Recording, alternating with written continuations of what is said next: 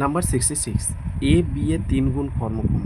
মানে কি, এ এখানে দিলাম, বি দিলাম, বি এর 3 গুণ, বি যদি 1 হয় এ কত হবে 3।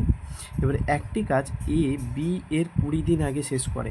আচ্ছা এইটা কি, এইটা হচ্ছে ক্ষমতার ইউনিট পেলাম, ক্ষমতার ইউনিট থেকে যদি আমরা চেঞ্জ করি এখান থেকে পাবো সময়ের ডিফারেন্স, এ হবে 1, এ হবে 3।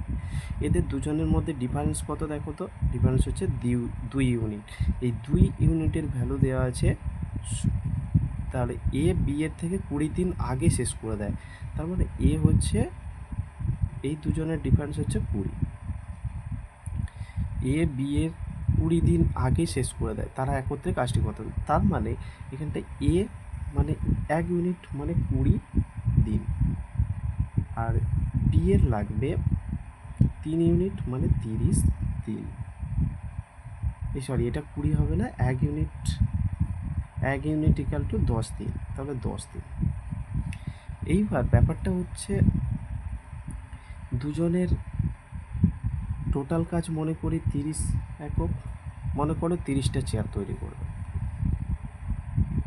10 3 হয় 30, তার মানে 3টি করে করে একদিনে, 30 একে 30, এই একটি করে করে একদিন।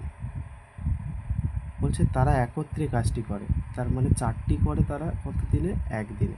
একদিনে কটি করে, 4টি। তাহলে এখন মোট কথা হচ্ছে যে সময় টোটাল 30টা কাজ করতে হবে, কত দিনে কটি করে, টোটাল কাজ কত 30টা, 4 দিয়ে ভাগ করো, দুজনে একসাথে করছে, 4 7 28, 29 30, এত দিনে, সরি 4 7 28, তাই তো। এবার 2 একে 2, 2 দুনে 4, এটা কাটাকুটি হতো সমান 7 পূর্ণ 1/2 দিনে। বুঝতে পেরেছ? তাহলে এখান থেকে আমরা কি দেখলাম, এখান থেকে